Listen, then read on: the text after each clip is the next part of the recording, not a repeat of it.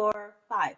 Ready. Hi, everybody. Welcome to today's show on You Matter Consulting. Today, as you know, your host, this is Rejoice Owusu, and we are focusing today at the topic on introverts versus extroverts. What are the differences? I know these are terms that we typically throw around. We are having this talk on Clubhouse. We have a few people on the panelists. People are also listening. Feel free to jump in if you want to come up on stage so you can have an opportunity to express yourself. But before we start, let's just talk a little bit or dive into what these two concepts are. And before I also go into that, my background is human resources. So anything concerning human development, human differences, those are topics that are truly dear to my heart. So when it comes to introverts and extroverts, there are always two distinctive personality types, and they are different in terms of how people perceive them in terms of preferences. Introverts tend to be more reflective and reserved, preferring more time alone or in small groups. They feel drained sometimes when they spend too much time in social environments and want to recharge. And then extroverts tend to, on the other hand, they prefer outgoing, they prefer social environments and interactions, and typically they thrive in that environment. And it's good for us to know the differences among these categories, and then also understand how it could help effective communication and also team building needs when it comes to work related areas. And then also, obviously, in our home or family situations, sometimes it's good to know the different types of people that we interact with and then understand where they're coming from when we have differences. So, with that being said, today I have wonderful people on our panel today to give us some insights regarding the topic from their work experience or even from home. Please feel free to introduce yourself. The first person that was here was Dr. Michael. Are you there to introduce yourself? Yes, I'm here. Good evening. Good evening. Hello. Yes, we can hear you. Do you want to tell us a little bit about yourself and why you're interested in this topic? Okay, yes, I'm interested because I would think some of us have very narrow understanding of this different subject matter. I'm of the school of thought that not everybody is exclusive with each of them, which means there's a little bit of mutuality as we practice. I've not seen an extrovert that don't have some few minutes in a day where they, do some kind of recalibration. And that's how life is. Just like if we expand this discussion to temperament, you find out that nobody has just one or two, even though we have four of them, as it were. So the discussion is interesting. I wanted to share one or two things I know about it. And before then, I'm Chimilo Nyaka. I'm a writer, a content creator rather. And it's a very interesting topic. One more thing I want to add is that nobody smiles every time. An introvert, if you keep it that way, you want to be inside, you don't want to socialize, you like your space, you find out that there are a lot of things you don't get to do. Life slips past you, so to speak. So what I'm bringing in as the superior idea is that introverted people find time to go out. They love what they see. They love the fact that some people are out there. And sometimes the ability not to be like them, be like those people, make them feel a little bit inferior. It's not something you might want to admit. That it's a personal thing. You need to tell yourself the truth.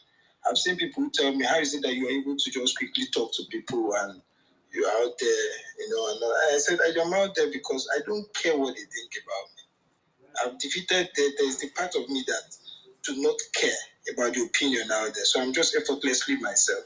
And it helps me manage whatever. And then if I'm going for a speaking engagement and I try to look beyond their heads and I try to see them as people who have their own challenges. So it cuts them to size. It helps me express myself. And the young man tried to do something like that. Sometimes he falters. But the point is he's in his own path to authenticity, to that recovery. So maybe what I'm just trying to say is being an introvert has its good side, just like the what you've just shared with us. But I also want to say that I don't think is exclusive to an individual. Sometimes it's something you find out that you want to have something have the other pie out there. You want to be like them. So on the long run, you push yourself such that okay, I will try to be out there. I'll try to minimize how much. And then it works both ways. If you are so extroverted, you are so out there, you find out that at some point, you don't own yourself. Everybody has a piece of you, a pie, you're eating up. There's no part of you inside. And a notable dictum we say an unexamined life is a worthless life. So if you don't have a time to be by yourself and look through, then it's you waste yourself. You waste your life as it were. So that's a few things I want to add now. Let me listen also to the other speakers. Thank you. Okay, thank you so much, Dr. Michael. Nerd, I know you're there too. You want to introduce yourself, and then Dr. Marcel can introduce himself, and then we can start talking about the differences and so forth. Yes, thank you. So I am Nerd Swag. I'm from New York. And the specific aspect of this discussion that I want to discuss is how employers are interpreting the pluses or the pros and cons of introvert versus extrovert. What I tend to notice is that the the employer will exaggerate sometimes the cons of being an introvert, and typically what I see that tends to lead to toxic culture, because the people who are extroverts who misbehave and they're maladjusted at work, so their behavior is considered unacceptable, they get a lot more leniency and chances than an introvert who sort of kind of recoils from the workplace for one reason or another. So the examples I have is earlier in my career, you had individuals who, they were conducting themselves in a very unprofessional manner. But the problem is they were, a senior executive's drinking buddy, right? So due to their nature of being extroverted, it was easy for them to sort of, at times, get on the good side of executives. At the same time, their behavior was very unprofessional, and they had certain circumstances where they were breaking company guidelines repeatedly. That being said, when I noticed that, the more introverted people were doing things like either, taking a lot of sick days, or sort of in some cases, like unexplained absences, or just kind of like not being present, and because needing time to recharge, or there's just some sort of dysfunction happening, and the dysfunction is not being addressed, and the way that the introvert handles it is perceived as, oh, you're not passionate about the job, you're not interested, or you're not a good fit for the culture. And then meanwhile, we see the extroverts who are just as bad of a fit for the culture, but because they're kind of like the way that they, I guess the way you could put it this way, they crash out. The way that they crash out is more, it appears to be more invested, but at the same time, they are causing actually more disruption than the introvert.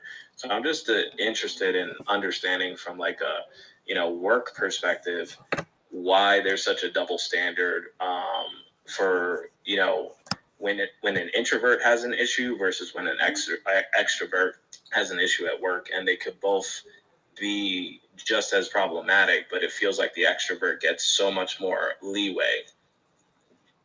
Yeah, great, great. Thank you so much for sharing, introducing yourself, and giving us where your perspective is coming from in terms of your interest in having this conversation. Thank you so much.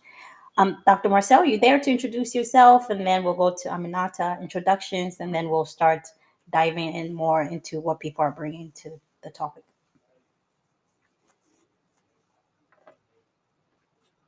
Dr. Marcel, are you there? If not, Aminata, are you there to introduce yourself?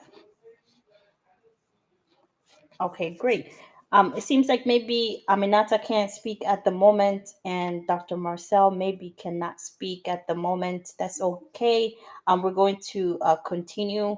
I think Nerd, you brought a great point, and also Michael, you brought a great point. Maybe we can start from the differences, the classical differences that we know between an introvert and an extrovert.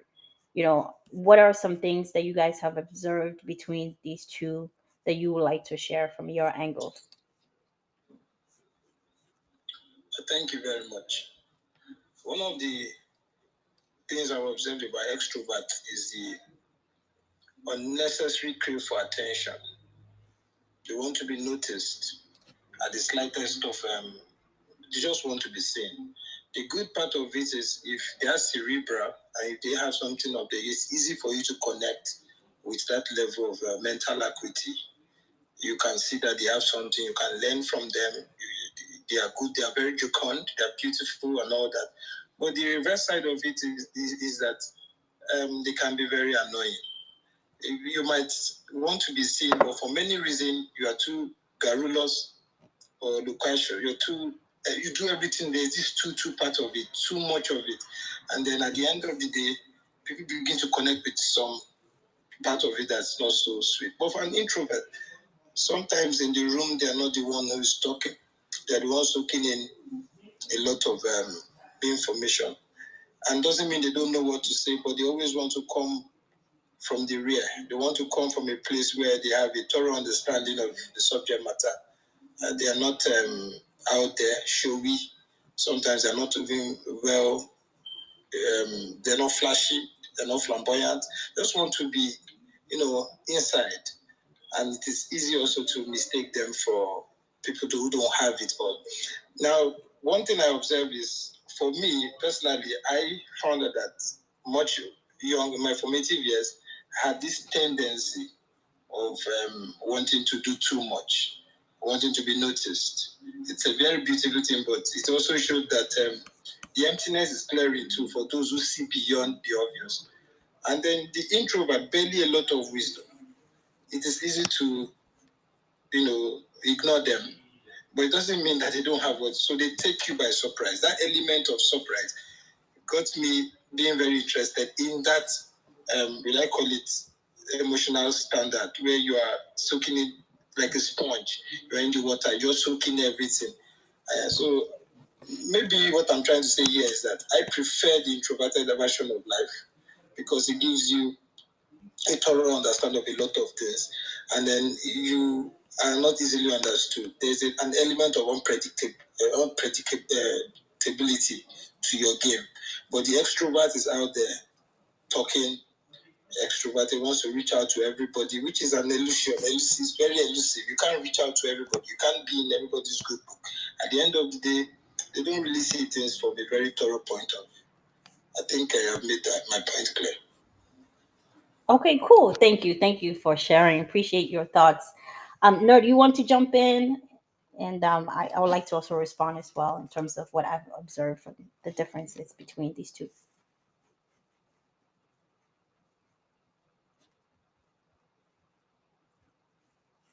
Are you there, Nerd? Do you want to jump in? Okay, if not, Jeremiah, welcome to the stage. Today we're talking about the differences between introverts and extroverts. What do you think the differences are between these two concepts or these two types of people? Who, me? Yes. I'm gonna be honest, I don't want to sound uneducated, but I've been hearing this introvert extrovert stuff my whole life. I don't know what an introvert or extrovert is. I know it's kind of sad, but yeah, I never really took the time to even look into that stuff. I hear people call themselves by these terms. I don't know what it means. Oh, okay, no worries. You can stay and interact with what we're saying. I think Dr. Marcel, sorry, Dr. Michael, you made some really good points about some of your observations. From my end, and then we're going to connect it to the employer side in terms of what Nerd was asking as well. You know, it's very interesting because introverts or an extrovert, right? It doesn't mean one is better than the other, from my perspective. Um, there is no research that If you're an introvert, you're better than an extrovert, or if you are an extrovert, you are better than an introvert.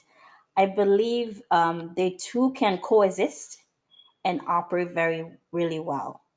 The main thing for me is it's really people understanding, which spectrum they operate better on, and then utilizing their talents to the best of their abilities, and trying to figure out the environments that they're in and what that environment calls for. So, different types of environments will need different types of energy to operate and be effective in it. And then also in terms of teamwork, sometimes you can bounce strengths and opportunities, I like to call it, because we all have opportunities, areas of improvements, to get the team to operate to the maximum of their abilities.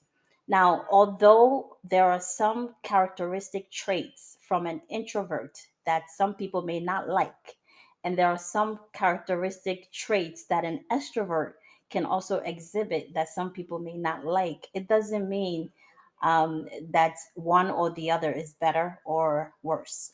So that's how I understand the two concepts. And for me also, personally, I identify more as an extrovert. I'm sure most people can attest to that. I get my energy from people.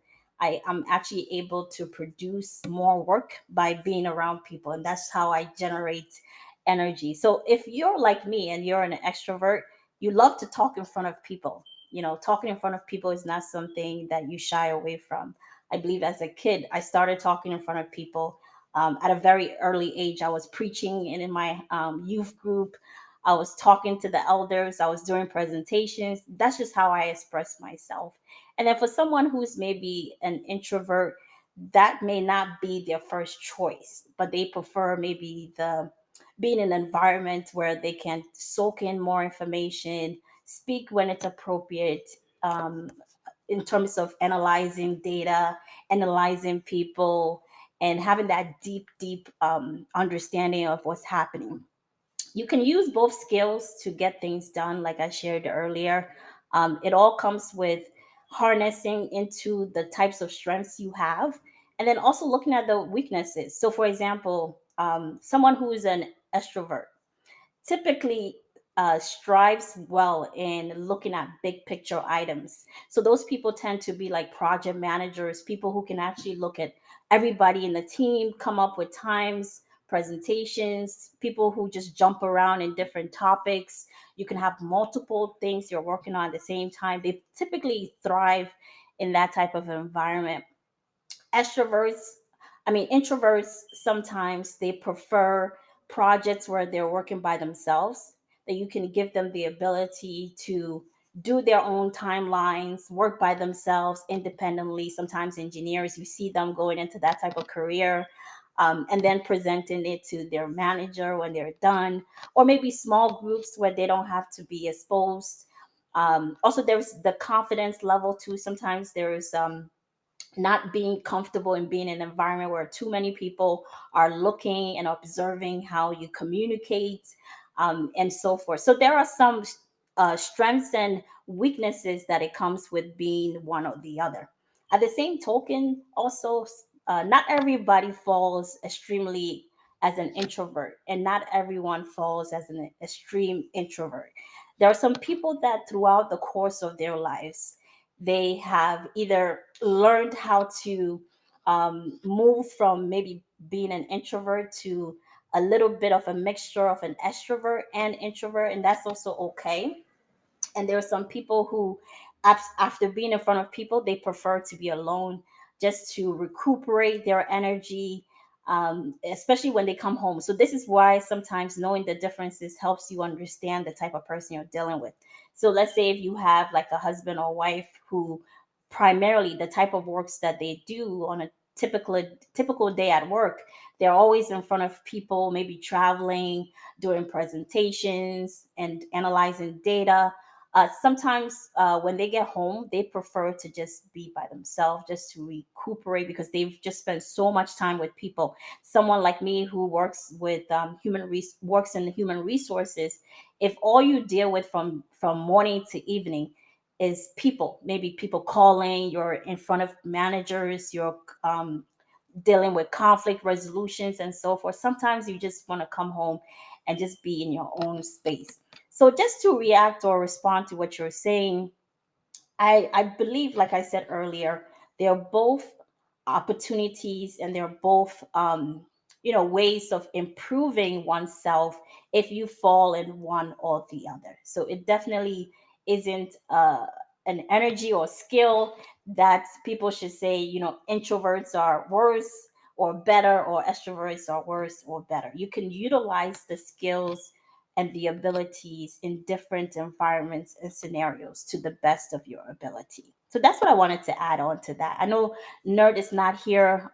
He also wanted us to look at how sometimes in an employer perspective, why sometimes employers may favor an extrovert versus an introvert. So I wanted us to talk about that, but I see it seems like he's no longer here. Did you have a comment about that? Or Dr. Marcel, if you want to jump in, feel free to jump in. If you're in the audience, feel free to come up if you want to join this topic in terms of what we're discussing. We're just looking at the differences between introverts and extroverts. When we use these two concepts, the types of energies people have, how does that help people with their jobs? And in terms of what we need to improve regarding the types of energies or the types of people that we interact with these types of I guess concepts. So feel free, Patrick, welcome. And I see you have your hand up. Please come up, tell us a little bit about you, and why are you interested in this topic. And if you want to jump in where I left off, that's completely acceptable. Hello, everyone. It's good to be here. My name is Anne. I am an introvert. I don't know if it's okay for me to share my experience with everyone. Sure, go ahead, please. Okay, I just jumped into this room and I heard the topic and I was really interested because I know I had an issue when I started working in the corporate world. I am a data scientist. It wasn't easy because as an introvert, I don't like being around people like at all. I prefer 99% of the time to be by myself. But when I started working in a corporate environment, I used to go to the office. It wasn't easy because I needed to communicate with people.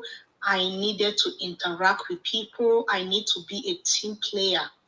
I had a lot of issues the first year because I just couldn't. When I'm on my own or I'm around few people I'm used to, you can hear me talking, shouting, laughing. Immediately I get out of that comfort zone, I am mute. I don't talk.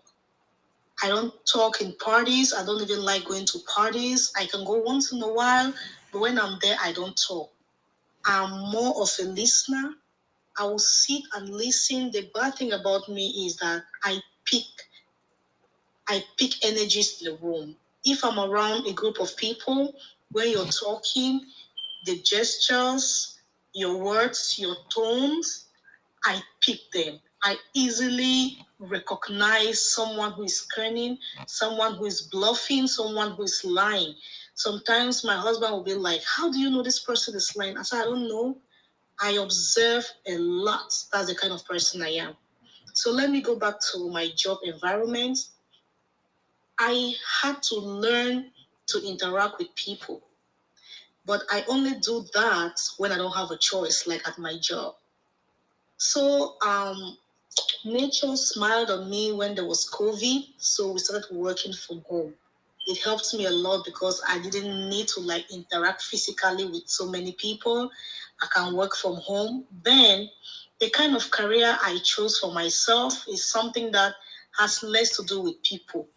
Like being a data analyst, a data scientist, you have to be behind your computer, you have to build dashboards, you have to analyze data. And the only thing you do, maybe when you're trying to explain or having a meeting to explain about what you did or your findings or your insights. Most of the time, I do create dashboards that help me to explain my findings. So it helps me to dodge the part of talking too much with people. So that's what I go through as an introvert. I can stay in my home for 6 hours in my office and I don't go out. I don't even see my husband. He's in his office doing his thing. I'm in my own room doing my thing. So that's how bad it is. So I'm really trying now to like reach out to people, but it's not easy because it's like when I sit in the place and I talk for like 2 hours, I'm so exhausted. It's like, oh Lord, my brain is killing me. Like I want to get out of that place. It's like I can't breathe. Sometimes when I'm where there are too many people, I just can't breathe. I need to get out, maybe go out to get some fresh air for maybe 30 minutes before I go back. So I've been like that since I was born. I don't know. I grew up like that. Sometimes it's challenging. Sometimes it's advantageous because you avoid so many issues with people when you're on your own. So that's all I wanted to share. Thank you for giving me this opportunity. Oh, yes. Thank you so much for sharing. I appreciate you giving us a background story to understand you better. And I'm actually happy you're here because I believe your experience is going to be wonderful for the conversation. So thank you so much for being here. And thank you for also being transparent with us and telling us that this is an area that you have identified that you want to figure out how to improve. And that's what we do here in UMATA Consulting. It's all about people development and human development and giving people tools and resources to find ways to tap into or harness into their skills and be a better person for their jobs, for their home, etc. and etc. Shigun, welcome.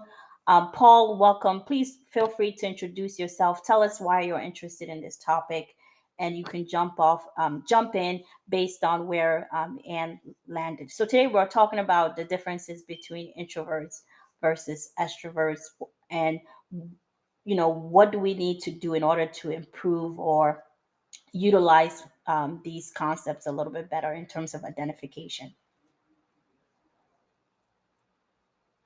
So anybody would like to introduce themselves and share? Yeah. Greetings to everyone. I'm here to learn. I'm here to learn. I'm learning. Everyone has to learn. So it's a good insight. Though I just came in late. Nice to meet everyone here. Greetings to Anne, everyone. So introvert, extrovert. So I'll still reserve my comments or my submission. So it's nice hearing from everyone here. Thank Awesome, awesome. Thank you so much. Thank you. So, Paul, I don't know if you want to add on to the differences between intro and extroverts. Patrick, welcome. We haven't heard from you yet. Feel free to let me know if you want to share your opinion as well. Paul, please go ahead. Yeah, yeah, I do. Can you hear me right now? I see a red bar. We can hear you. Okay. Okay. Why this topic interests me is directly affects me. I'm a extrovert and my wife's an introvert, right? And we view social gatherings totally different. I mean, for me, when I go out, it's a lot of people. Like, I feed off people. You know, feel the vibe, and I just go and grow and just liven it up, make it exciting, fun, things of that nature. And for my wife as an introvert, she can do the same thing, but instead of feeding and getting energy from it, she gets drained by being around a lot of people. It takes a lot out of her. She's like, man, I'm exhausted, I'm tired. Because it's a big step for her to just be around a lot of people and try to do some of the same things I do naturally. For her, it's a little bit more difficult. So it's definitely interesting though, because